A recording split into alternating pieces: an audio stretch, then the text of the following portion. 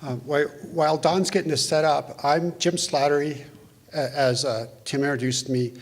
My talk's going to be into two parts. The first half is going to be how do we get kind of where we're at today in terms of compact compliance and how we got there. And the second half is going to be on water conservations. I've done water budgets with assistance from Dr. Willem Schroeder on not only the entire Northern High Plains in Colorado, but also for each of the individual groundwater management districts. This is kind of nice. Usually I'm the one who's holding the show up. The first slide you guys are going to see is going to talk about the compact. And Scott and Dick have covered that up to this point. But there's a couple of things you want to point out that I want to point out. As we signed that compact back in 1942, and we signed that compact in 1942, we thought that there would be approximately about 50 to 55,000 acre feet available for Colorado's use. It's clear to me when you go back and look at the historical records of how the compact was developed is that the negotiators of the compact had no concept that there was this wonderful Ogallala Aquifer underneath the three states, and what a tremendously large impact the Ogallala Aquifer would have on the operations of the compact. The next slide that you're looking at here is the Ogallala Aquifer. And what that shows is it shows that the Ogallala Aquifer not only is in Colorado, but it also goes from Texas, Oklahoma, Kansas, Nebraska, a small part of Wyoming, and South and North Dakota on it. So when you hear folks talk about the Ogallala Aquifer, when you see the slide, we're a very small part of it, but when it's your part, it's the most important part in a study on that. Eventually what you'll see in the later slide after this is that Colorado's belief that we had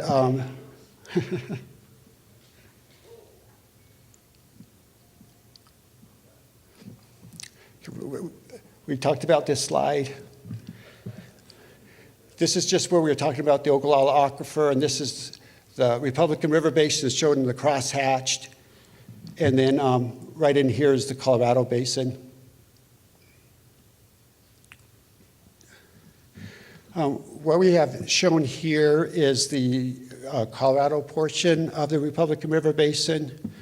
And on here, just for reference, is the 15 compact compliance wells, and it shows where each of the groundwater management districts are, and it doesn't show the East Cheyenne groundwater management district down here at the bottom. When the pipeline was decided that we needed to get one, it wasn't just arbitrarily chosen in a location. We did a very thorough study of where the compact compliance pipeline should be placed to get us the max amount of benefit. We started down here on the South Fork. If you look at the South Fork, we could have tried to put something in here, but the South Fork accounting point is actually 40 miles downstream, about where my red dot is, in Binkelman. And we felt that if we had put some water in here at the state line, we needed to deliver it to the compact accounting gauge before we could get credit for that water. And there's very, very large transit losses, as you saw in Scott's graph through this area. So we eliminated the South Fork.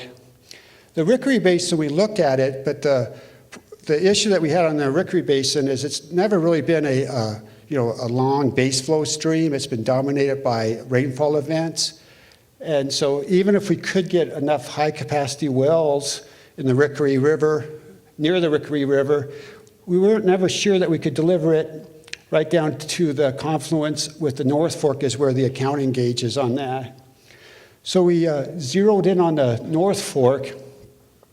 And when we were looking at the North Fork, we were trying to get the water as close as we could delivered to the state line, because any transit losses that would occur along this Carl would get charged for. So the other thing that we wanted to look at was, is it possible that we could buy all the wells or the irrigate acres in one large group, and that way we could have, we wouldn't have to worry about interference, our drawdown interference with other well users in the area, because our plan would take in approximately 55, there's 60 permits, I think there's 56 wells, and we want to consolidate that onto 15 wells, and in those 15 wells, we want to pump it at different rates than they did historically. Now, the total volume that you would take would be the same, but the rates would be different.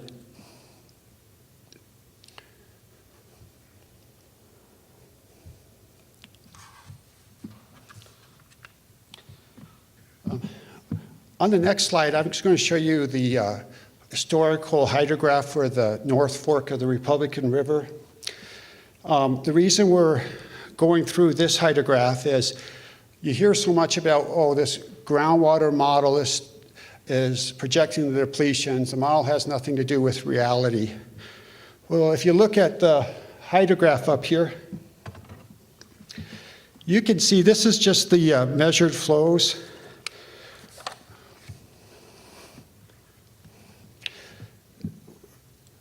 It runs from 1950 to 2012. And again, this is just measured flows, nothing that the model did, just what came out of at the gauging station right there at the state line on Rex Buck's property.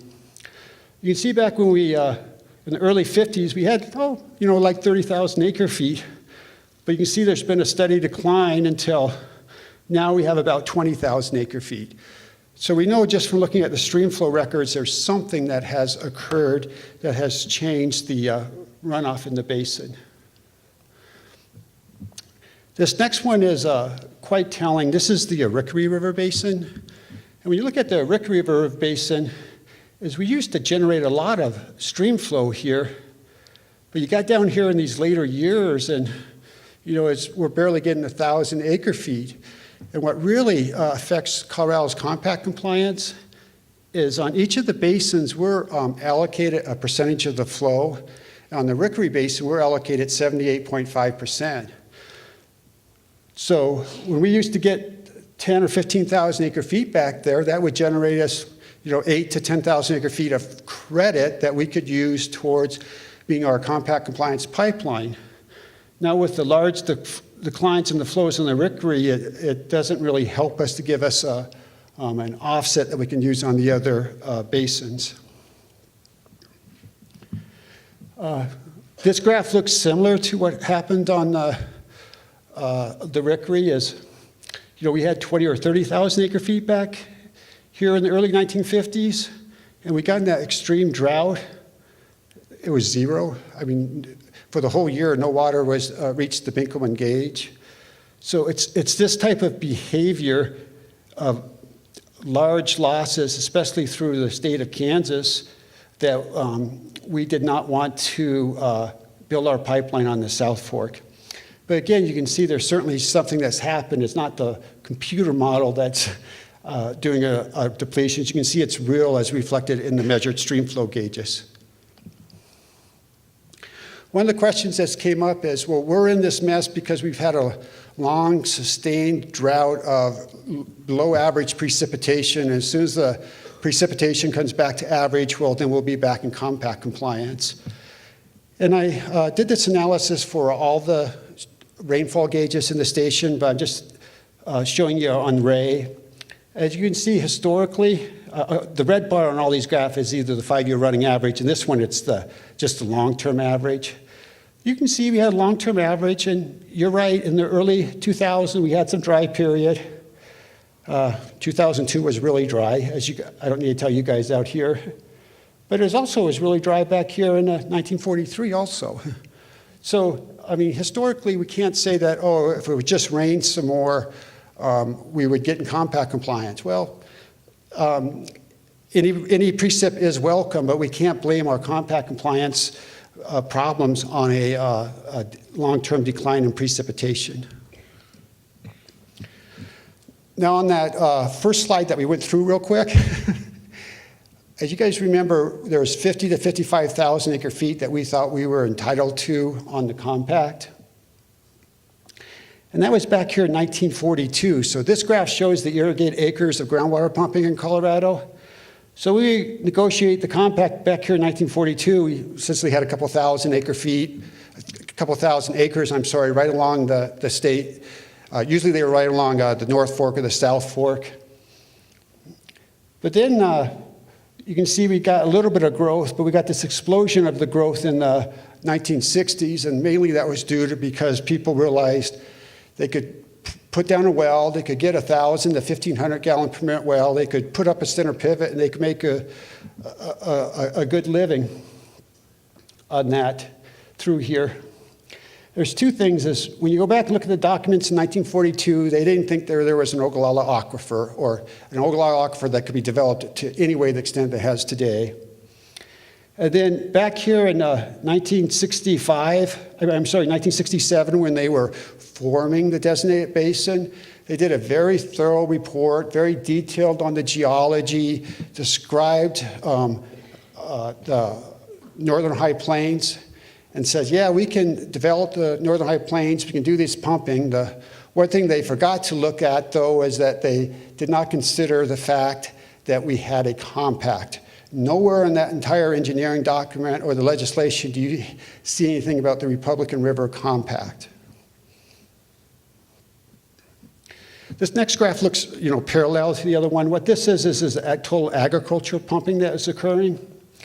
And so you can see that, since we've had our developments around, 700 to 750,000, we had dry years and wet years. I just want to pause here again. Remember we thought at the most we were going to get 50,000 acre feet from our compact entitlement, but we're pumping 750,000, so we're out of balance by about a factor of 15. The reason it works, though, is when I get later in my presentation, we'll show that a large portion of those withdrawals are actually coming from groundwater storage, and they're not directly impacting the stream. So a lot of you guys have seen this graph already, but it runs from 1950 to 2010. Again, it's a 5-year running average. The blue is what our compact entitlement was. So you can see back in these earlier years, getting 50 or 60,000, we were in that ballpark, but there's been just a gradual decline in the amount of runoff that is produced in our basins. Until you got here in the late 1990s, you can see our compact entitlement was right here, but here's our how much we're consuming, and it was going along pretty flat, and then similar to the rise in groundwater pumping, you see it rose back up, kind of had a steady level. We had a little dip in 2012, mainly because of the really dry drought conditions on that. But you can see the difference between those two. That's how much we were out in compact compliance on that. So around 1999 or 2000, on a 5-year running average, Colorado has been out of compact compliance. What I'm doing is I'm zooming in here because the final settlement stipulation said that prior to 2002, there was no claim for injury. So what the depletions were prior to 2002, at least relative to the final settlement stipulation, weren't relative. So we went forward in time, 2003, 4, and here's 2012. The blue bar is how much we have exceeded our compact entitlement. And one of the things that Scott touched on earlier, but just very briefly, was that there's this Beaver Creek allocation. And the way that Beaver Creek allocation works is in water short years, Colorado doesn't get to claim that as a offset. But so the first 5 years of the compact accounting were all declared water short years. And water short years is just a fancy word to put on how Nebraska and Kansas described where they have to switch to a 2-year administration. It's mainly tied to water storage levels in Harlan County Reservoir.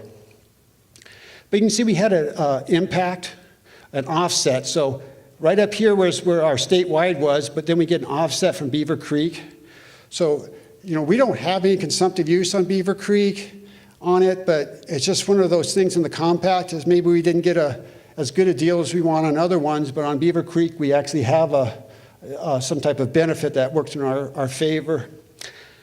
I don't want anyone to leave the room to say, look, by the time we took our Beaver Creek offset in 2012, we were actually below. We were completely in compact compliance. So, but don't leave the room thinking that's that's where it's going to be in the future. Because as they talked about earlier, we drained Bonnie Reservoir. So we had put some water into storage in Bonnie Reservoir. We had about 15,000 acre feet, between 10 and 15,000 acre feet of storage in Bonnie Reservoir. When you let it all out in the end of 11 and in 12, it generates a whole bunch of flow that got down to Binkelman, which we got 44% of because that was our entitlement. We don't have a reservoir to drain anything in the future. So this is like a one-time shot on that. Okay, what I'm showing here is our compact compliance in 2009. As you guys remember from the graph, in 2009 we were out of compliance by about 10,000 acre feet. And so it's like, well, what can I do to get back into compact compliance? And to get back in compact compliance, you either can increase the virgin flows, which we don't have any control over, or we can reduce our consumptive use. Remember, we have to reduce our consumptive use by 9 or 10,000 acre feet to get in compact compliance. Well, these graphs here show all the consumptive use that was occurring in the basin in 2009.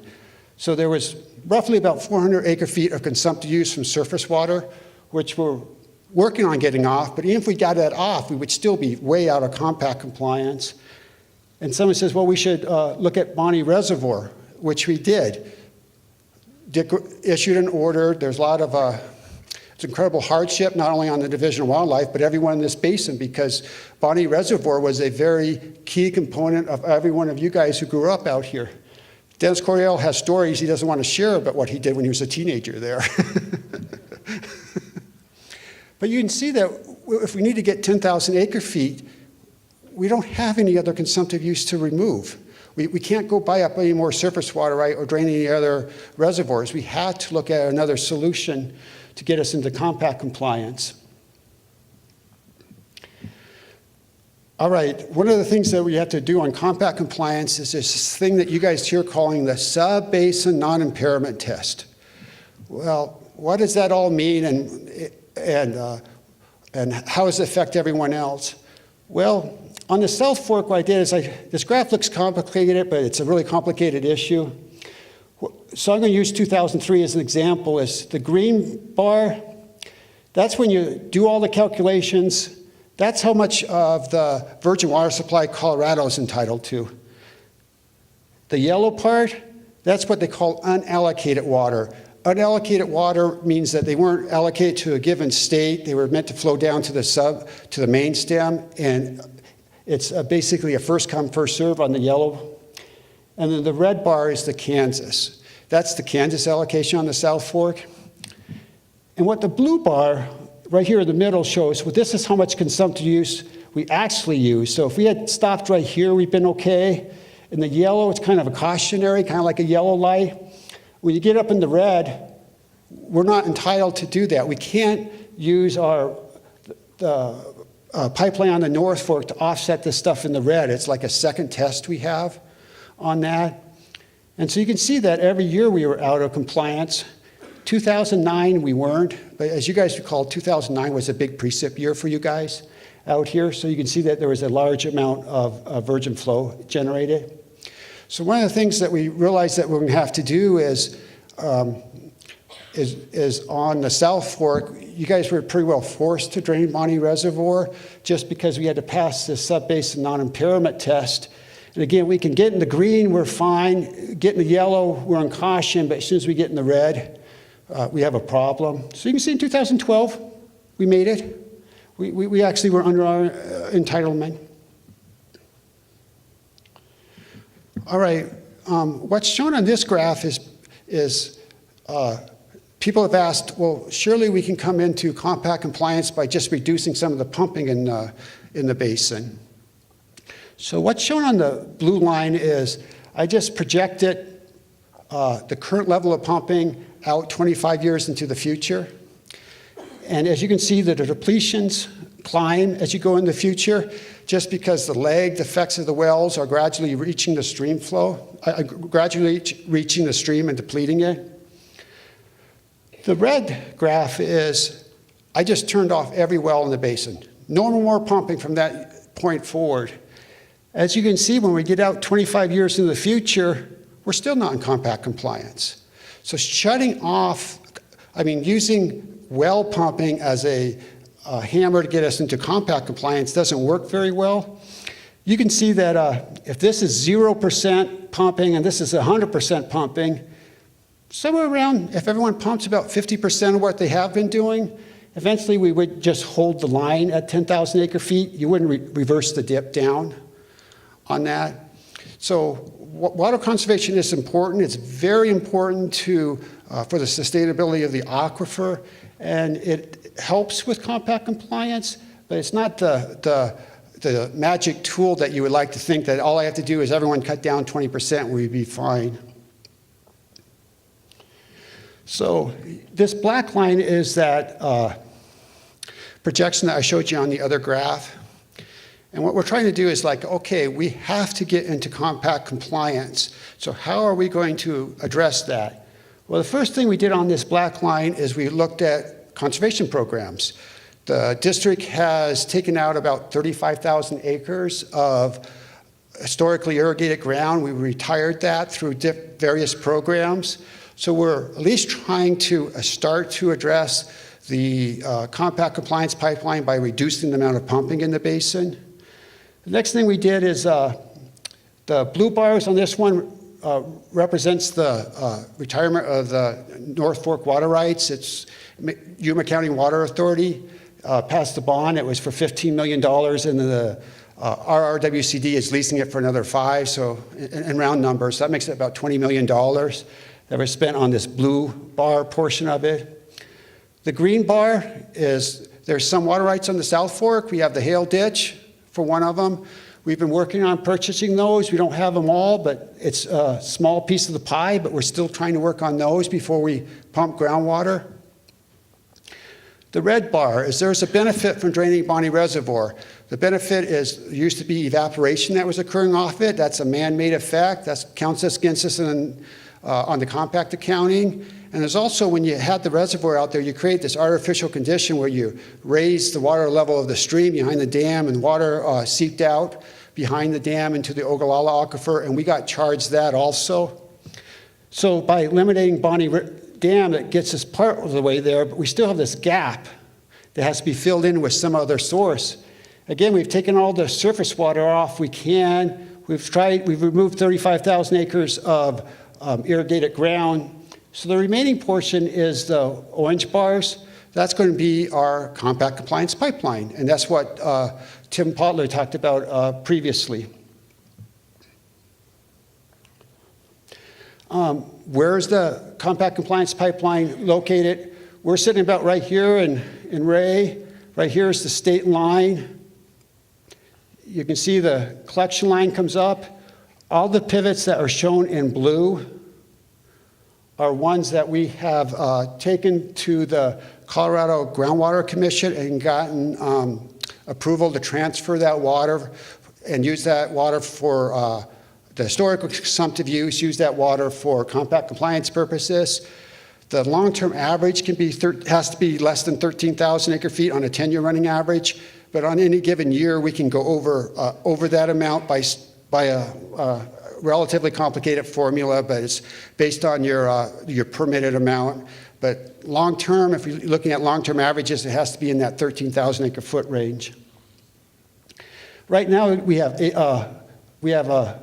wells that are right in this area hooked up to the pipeline, but we had thought and planned for the future that as the water levels drop, the production capacity from those 8 wells might decline to the point that we need to add some more on. So the other 7 that we have permission and transferred the water use to is on this outer ring, if you will. And the pipeline, like going out to this one here, has been sized correctly so that when you get ready to add this in, you just have to add this pipeline onto the end of it. Cost-benefit analysis was done. We required 15,000 acre feet roughly of consumptive use. Up to this point, when we originally sized the pipeline for 15,000 acre feet, the PTAC committee asked the question, well, how much more is it to make it just a little bit bigger? Well, it turns out we could increase the cost by 5%. By increasing the cost by 5%, it would go from 15,000 acre feet a year to 25,000 acre feet a year. So the board went ahead and made the decision, yes, let's go ahead and oversize it a little bit because there's a tremendous gain for a relatively minimal amount of investment. Okay, I put this graph up here because it's kind of the midpoint where we're going to be switching over. And what this shows is the yellow is the groundwater basins, and then you have in here are there's the Rickery, the North Fork, and the South Fork. And what happens in a groundwater model is you break up the area into 1 mile by 1 mile cells, essentially a section on each one. You gather data, and then you do a water balance for each section.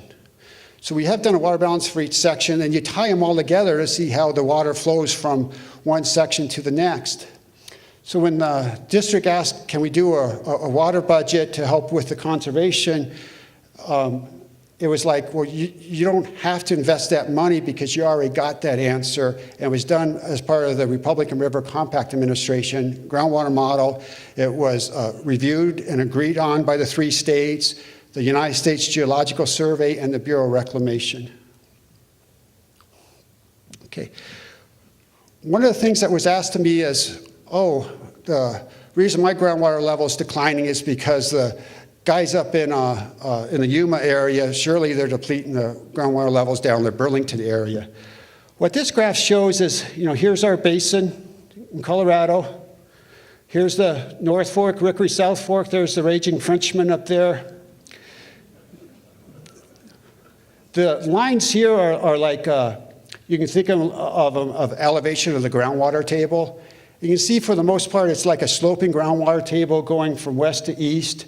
Then superimposed on that, because you can't tell just by the groundwater lines what direction the flow is the arrows point what direction the flow is, and the bigger the arrow, the bigger the amount of flow that's going there. So right up here in the Sandhills area, you can see the arrows are the biggest because that's the area that we have the largest recharge in that area, because the sand will recharge a great deal more than when you get down here in the Burlington area. But even when you get here in the Burlington area, for the most part, the arrows are going east to west.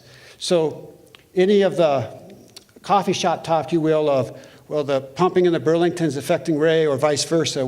If it is, it's a very small effect of anything. It's like when one old timer told me that when I start working out here, he just says, look, the biggest problem when you look at a groundwater and you see a declining groundwater in your well, the biggest person you need to look at is the person in the mirror.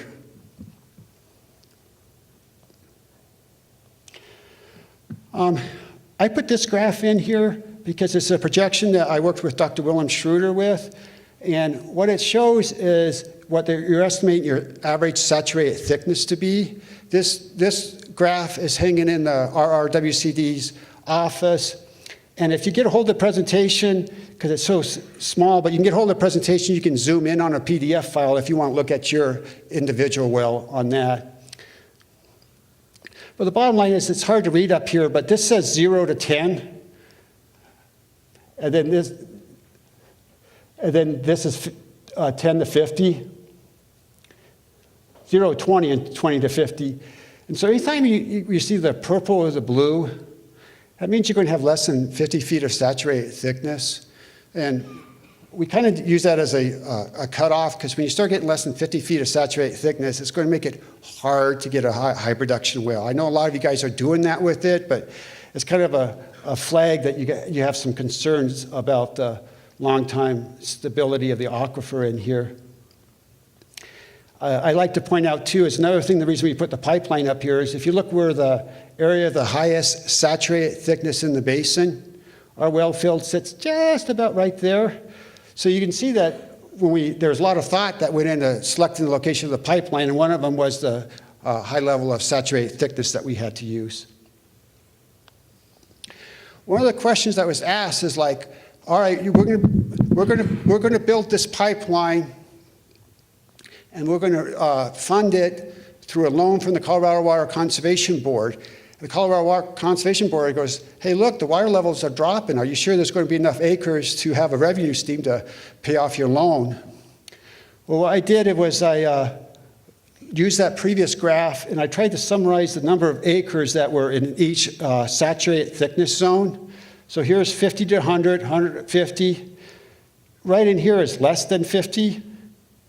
So a little bit over 10% of the irrigated acres in the basin fell into this category that it's possible that they're paying today that maybe in 20 years or 25 years there's not going to be payment, but there's still a substantial number of irrigated acres that would be in a saturated thickness.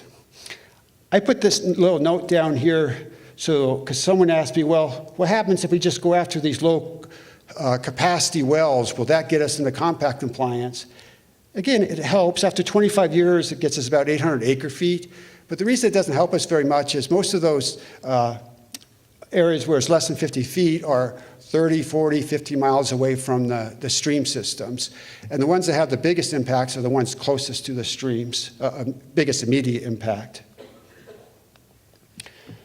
Okay, guys, we have a series of graphs here. And they're all going to have the same concept on them, but what I tried to do is look at water conservation. And to look at water conservation, the first thing is, well, how big a hole do we have out here in the basin? So this first water balance is for the High Plains Aquifer, which is the entire northern High Plains basin here in Colorado.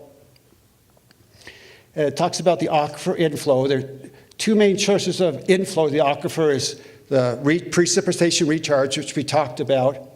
And then when you pump the well, 100% of the well pumping is not used and consumed. There's some inefficiencies, just inherent irrigation practices.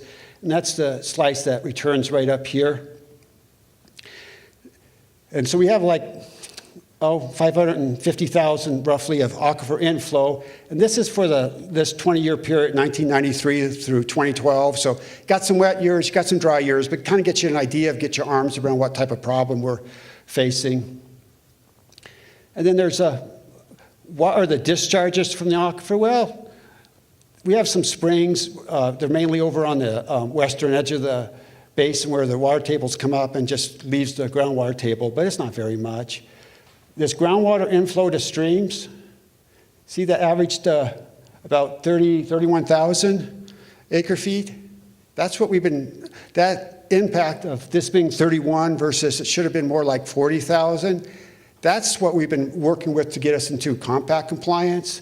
So you can see from the overall water balance, we've been spending a tremendous amount of our effort on this orange slice, but we wouldn't even be here talking today about conservation or preservation of the aquifer if we didn't first address this orange slice, because if we didn't address coming into compact compliance, the state would have passed rules and regs and probably have implemented them by now, and we probably would have had all the wells shut off in the basin. So this orange slice is small compared to the aquifer outflow, but it's big in terms of us allowing to continue our way of life out here. There's some evaporation from groundwater. That's a fancy way of saying when you're driving along and seeing the rivers, you see cottonwoods and willows. That's taking water out of the groundwater system. That's not getting into the streams.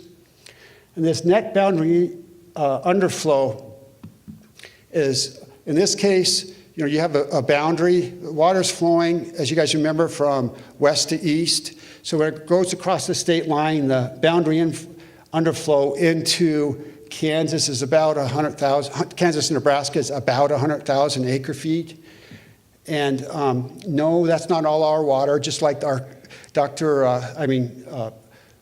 Greg Hobbs said about Justice Hobbs said about the compacts is we have to let some water go down to the downstream states, just the way the compacts were structured. This red dot right here, that shows the hole. So every year we're pumping 400,000 acre feet on average out of the aquifer from storage. This isn't a sustainable practice. We're taking 400,000, so that's how much we're out of balance by about 400,000 acre feet basin-wide. And try to put what 400,000 means basin-wide. I did what is called a composite groundwater decline. What that does is I look at the change in groundwater levels in every section that's occurring out there. Then we average them all together, that change, and we form just one composite hydrograph. And I started it from 1960, and this runs to 2010. So as a composite as a whole, we've declined about 20 feet. That's average. There's certainly areas that's going to be more, and there's areas that can be less. But on average, everywhere we've declined about 20 feet since 1960. And you can see it's been starting about late 60s, early 1970s, it's been like a pretty well steady decline. You get a little uptick when you get a little bit of water, but we're still mining at that. And that's what this red dot represents in terms of groundwater levels. So the next slide I have is a series of slides of the groundwater management districts. I'll go through these relatively fast. The pie shape basically are the same. It copies what we had on the first one, but there is a different scale because each of the groundwater management districts are significantly less than the total area. So you can see on the Mark's Butte up here, they're out of compliance about 13,000 acre feet, and they've had a decline about 15 feet or so on average. Again, that's on average. On that, this is what their main outflows are, is their well pumping, and then they have some net boundary underflow, and that would be water going over to the state of Kansas. Next one is the Frenchman. On this one here, the composite water level, as you can see, declined down about 20 feet on the average. We have a hole about 50 to 55,000 out there that needs to get addressed if we want to have long-term sustainability. And you notice that this one has a fair amount of boundary underflow, but most of the outflow is pumping on that. Next one is the WI groundwater management districts. This one here, the average decline has been about 25 feet since the 1960s. We have a hole, again, about on the order of 50,000 acre feet per year that we're pumping out of that aquifer. That's not really in a renewable sense. And this stuff that you see here, this net boundary underflow, just the way as you guys remember how WI is structured, that's basically water heading east. That's in the Sand Hills district, a little bit of central Yuma. Sand Hills District Groundwater Management District, big declines. On the average in the Sand Hills, we've lost about 40 feet of saturated thickness out there. A large amount of boundary outflow, if you will. But as you guys remember, this is in the Sand Hills where they get a lot of preset recharge, and that map where they had the big arrows, you had a lot of water going to the east into Kansas. But again, you have a pretty big hole that you have to fill up that you have to try to address one way or another on this large decline. This is the Central Yuma Groundwater Management District. You know, their declines vary just a little bit, but they're right around 25 feet that since the 1960s. Again, on the average, we've dropped the water levels down about 25 feet. This graph's just a little bit different on the other ones just because this piece of the pie on the Central Yuma Groundwater Management District is big because the Central Groundwater Management District takes in Chief Creek and the North Fork. So there's a lot of discharge in this groundwater management district that goes right to the streams. If you notice in the other groundwater management district, there really wasn't a stream to intercept those inflows. But that doesn't mean that the other streams, the other groundwater management districts aren't having an impact on the stream. It gets translated down, so it shows up in this a reduced amount in this yellowish orange slice. This is a This is the first district where we had evaporation from groundwater. That was the high willows. And again, that's about 9,000 acre feet in round numbers that are willows, cottonwoods, just the high groundwater table that's next to the North Fork. And we still have a net boundary underflow where it's a minus number. What that means is there's water that's coming in from the west side, and there's water leaving from the east side, but the water that's coming in from the west side is greater than this going out from the east side, so there's essentially a negative flow across the two boundaries. The next district to the south is the Slattery Groundwater Management District. This one has a decline of 0 to about 15 feet. I'm not sure, we'll have to discuss this. I'm not really sure this is something you should run with too much on the Groundwater Management District for the Slattery, because as you guys remember, the Slattery shape, it's wide and it goes a long ways to the west. And there's a large area in the Groundwater Management District that has a small amount of pumping. So I imagine if you kind of broke that district in half, you would find that the decline where the pumping is over on the eastern side would be more on this 20 to 25 foot range. Again, you have about 50,000 acre feet of storage loss, and this is 50,000 acre feet per year that were out of balance. That's what's causing this decline. This one here has a large component because this is evaporation from groundwater, and this is the South Fork.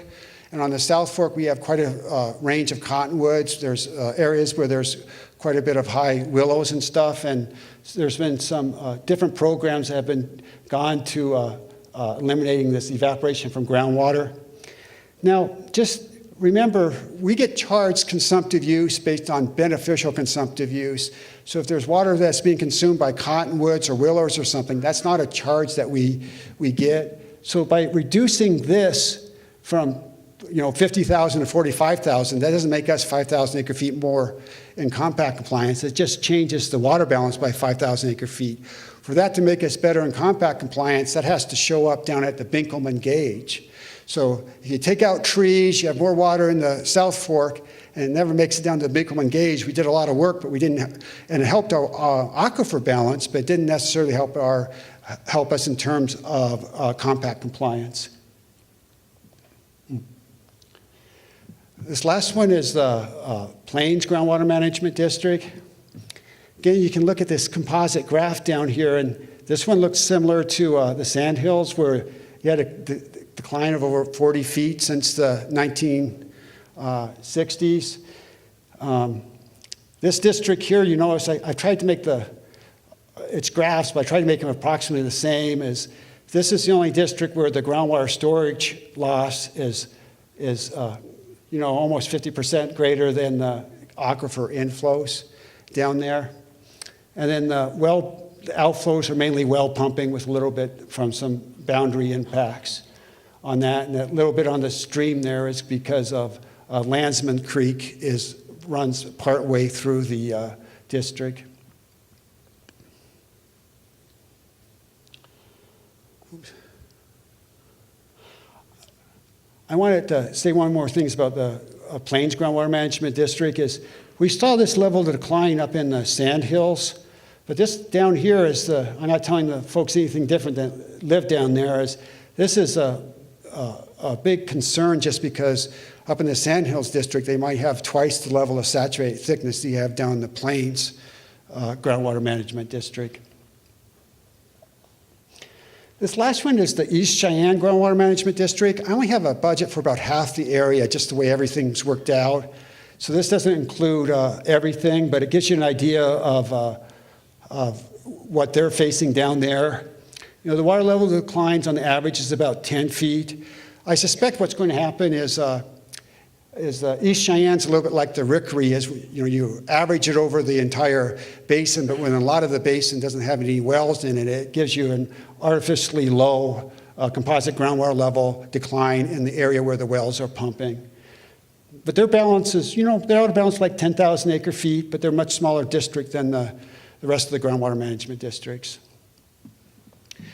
These conservation graphs are something new that you guys haven't seen before on it. I think the slides will be available on Republican River Water Conservation District's website so you guys can get them and analyze them because there's a lot of information. But that's all I had to do to torture you guys today. So thank you.